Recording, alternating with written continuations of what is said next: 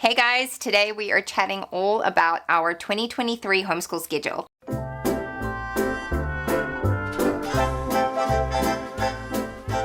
If you're new here, I'm Christine. I am a homeschooling mama of 3 kids and I share homeschool content.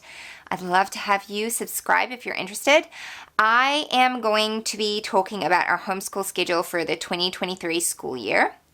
And I'm excited to share that with you. I am like in a different setup today. I actually completely rearranged my room, which is where I usually film, our bedroom. And now like the bed's on the opposite wall and it's just like, I didn't think about how I was going to film in here when I was doing it, and it's not really the priority. So I'm trying something a little different. I'm sure that I'll be filming in like our living room at some point as well, but right now I've got kids in there, so they're happy and quiet, and so we're just going to keep it like that for the moment. So anyway, hopefully this all is okay. I am excited to share with you what we're doing this year for our schedule. Some stuff is not changing, some stuff is. Our daily schedule will be changing a little bit, but it's got the same sort of basic rhythm. And our yearly schedule, as far as when we do our school terms, when we start, when we finish, that's pretty much all staying the same as what we did last year. So I live in New Zealand. The school year runs on a calendar year, so they usually start at the end of January, beginning of February, and they finish up like just before Christmas, and then have a break over our summer and then start again. So we do follow the calendar year, but they do 4 10-week terms, and I don't like that. So they do like 4 8 to 10 week terms, and then they have 2-week breaks in between during the school year. I just found that I got really burnt out at the end of those 10 weeks. Like 10 weeks is a long time. And also, I didn't like that our school holidays mirrored up with everyone else's school holidays because, of course, if you want to go away or do anything, like everyone else is there. And it costs more and stuff because places know those are the school holidays. So, like, last year, I think I actually did it the year before, I switched our school year to 6-week terms. So we do 6-week terms and we do a 1-week break in between each term. And that worked so very well for us. I have stuck with it ever since. I don't get so burnt out. And those 1-week breaks I find are just enough to give me a little bit more pep in my step, but not like to the point where learning stops happening, like kids start regressing on things that they've learned and stuff like that. So that worked really, really well for us. We did have a super long summer break this year, as we did last year, and I actually enjoyed it. I'm very ready to get back to school, though. I'm very ready for the routine and the structure and less screen time and less treats and snacks and all that kind of stuff, because as wonderful as they all are, they create their own set of issues. So I'm excited. So we're going to be doing that just like we did. So we're beginning very soon. I'm filming this on a Friday. We're beginning on Monday, which is like mid-February for us, and that will be our first 6-week term. So that's not changing. One thing that is changing from last year is I'm not going to be doing a 4-day school week. So last year we did that and then we kind of changed it up mid-year. Like things changed. I changed our schedule around a bit because we found a really great homeschool group, and so we had to put that in our routine, and like things just changed a lot. This year we're still going to be hanging out with our homeschool friends, and so I wanted to still have just a little bit more wiggle room, and the flexibility that a 5-day school week will give us will really help. And that might sound weird to say, how is 5 weeks more flexible than 4 weeks? We're not going to be doing full days of school all 5 days of the week. So 2 of those days will kind of be like half days. So we still are kind of technically, as far as how much work we're getting completed, doing a 4-day school week, but we're just stretching it out over 5 days. So that is just going to give us a little bit more flexibility and wiggle room. And then if we get sick days and stuff, I'm not going to be stressing about like falling behind. And before anyone jumps in and says like, it doesn't matter if you fall behind, it matters to me. I have a routine that I like to keep, and like I like to be at a certain point. So that's kind of what I'm planning on doing. So our schedule, we're going to be doing a full day on Monday. On Tuesdays, we're only going to be doing, we will be doing our history. No, we won't be doing history and science. We'll be doing our read aloud and Bible and poetry, because we always do that over breakfast. And so that's pretty like a set thing that doesn't change for us. So we'll be doing that on Tuesdays. And then my 2 big kids will be doing their core subjects of math and language arts. but we won't be doing anything else other than our homeschool group on a Tuesday, which is going to be great. And then full days on Wednesday and Thursday. And then on Friday, we won't be doing math and language arts. We'll only be doing our science and history and like Bible and all that kind of stuff. So that kind of just evens it out for us. And then my kids are all in activities this year. So Jack, my eldest, he is doing boys gymnastics. He did gymnastics last year. It was kind of like a generic homeschool class, and he really enjoyed that, but he wants to be a little bit more challenged this year, and so I decided to enroll him in the boys only class. That's for kind of older kids. Lily, do you want to say a quick hello? Hi, we have just a little intruder or visitor. Which one are you? You don't know. You want to show them your new glasses? They're really pretty. Oh, careful. Don't kick the camera. All right. Mama's going to keep filming now. So you go and can you close my door? No. Good job. So my eldest has got gymnastics on Monday afternoon. My youngest has ballet class on a Wednesday afternoon, and my middle child has ballet class on a Friday afternoon. So we have something 3 days of the week as far as like organized activity, but really all three of them, I can just drop the kids and leave them if I need to. So that's super helpful because I can go and do chores in town. I tend to line up our grocery day with those days so I can do like click and collect. So that's what I've planned. And so far at this point, I have only planned one activity per child. I did toy with the idea of doing piano or music or something. And then my mom sweetly reminded me that they spent so much money on piano lessons for my brother and guitar lessons for him, and it's just not his thing. He's really good at other stuff, but he just doesn't care about that stuff so much. So anyway, it kind of gave me like that just relief of like, I don't have to do this for him. If he's not interested, it's okay. Whereas my middle daughter is very, very musically inclined, and I know that she's going to be good at that and she'll pursue it, but she's only 6. So I think we're going to wait a couple more years before we even look at that. And there is actually a music school in town that I might look to enroll her in. I'm a pianist. I can teach her piano lessons, but it's just like another thing, you know? So we've done Hoffman Academy in the past, and I might get her to do some of that in a little while, but she's also really interested in learning the violin. Like, she's talked about that since she was like 3 or 4 years old. So I think I will probably get her to do that, but not for a while. So for this year, that's where we're at, and we're keeping it there at the moment. I did give my son the option of doing taekwondo, but he chose gymnastics. He just wanted to stick with that for now. So that's what we're doing. Okay, on to our daily schedule, because this is where things are changing a little bit. And the main reason for that is because my youngest child is 4 years old. She'll be turning 5 in October. I'm going to be starting like proper preschool with her this year, like dedicated intentional preschool. It's mostly play-based and fun stuff and reading books and all that kind of thing, but I am going to be very intentional about it this year. Last year it was kind of like come and go as we could. I did plan on doing before 5 in a row with her. We did a little bit last year, but then my husband had a whole bunch of health issues and everything just like went out the door because we were in survival mode. So this year is her year, and she's very, very excited to start school. She's been asking me like almost every day this summer, Mom, is it time to start school? Is it time to start? So I'm very excited to do that with her this year. I've done a video on what I'm using with her, which is Sunlight and the Good and the Beautiful Preschool. We're kind of combining the two of them. And so this right now is how I'm planning to do things. And it's very similar to what we did last year, but just changed a little bit. And I really liked how our days flowed last year. So we begin the day, like I'll be getting up at 6 and having about an hour to myself. And everyone's always like, oh my goodness, how do you have an hour to yourself without your kids? I trained my kids to stay in their room until 7. That is what happens. And people kind of get mad about that. And they're like, well, my kid would never do that. And I'm like, I could say, like, I have very stubborn children. We taught them to do that. You know, that's just how we did it since they were babies. That was just the rule in our home. You stay in your room until Mr. Sun comes out, which is like a little toddler clock that they've got. And now my son's old enough to tell the time. He can, you know, figure it out. Obviously, if they're sick or have a nightmare or whatever, like extenuating circumstances, they know they can come to us.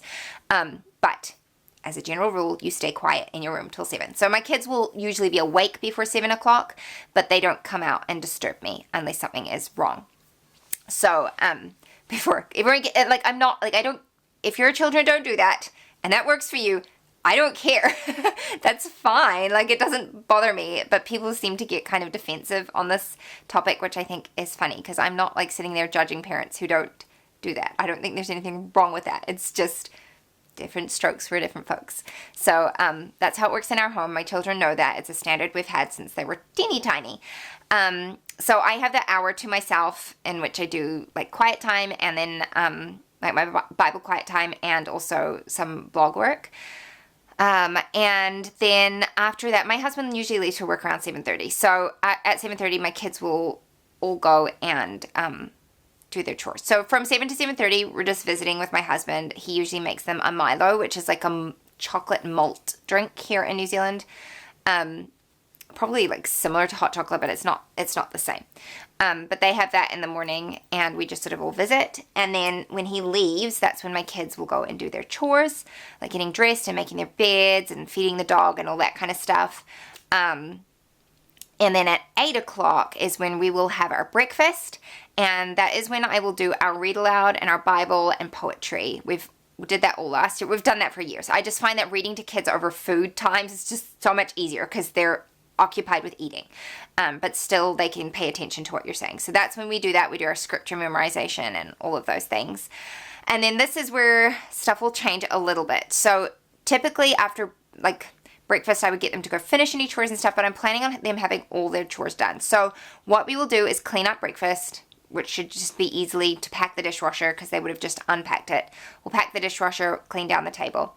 And then I'm going to send my 2 older kids off with their independent reading and their handwriting. And that is from Sunlight, their independent reading. They'll have assigned reading to do, and the Good and the Beautiful handwriting. And I will just set them up. My son can go work in his room because he has a desk, and my daughter can go into our playroom / office. There's another little like writing table there. She can use that. And then I'm going to do preschool with my daughter during that time. So I don't have like a set time for how long that will take, like half an hour probably, something like that. And then we will all meet back after that and do our group subjects. So that will be science and history and hymn study. Anything else that like I pick and choose that we add in will be done then. So again, that probably wouldn't take us more than an hour at tops. So if we start at like 8:30, 9 o'clock. Anyway, so if we start around like 9 o'clock, we should be done with all of that stuff by around morning tea time, 10:30. I do not see it taking us much longer than that. So we will then break for our morning tea time. Everyone can go have a play. I feel like I would have poured some attention onto my youngest child, and she'll be much more content to then go and play and entertain herself. And then after morning tea, we will reconvene with the older 2, and we will work on language arts and math. Math is the other subject. So we will reconvene and work on those, and I plan to be finished by lunchtime, which is what I always did last year. We're still in the little years. My eldest is only going to be 8 for most of this year, so he's still pretty young. And so that is what I'm planning on doing on like a typical full day of school. Obviously on those days where it's Fridays and Tuesdays where it's kind of like a half day of school, we'll only be doing like half of the subjects.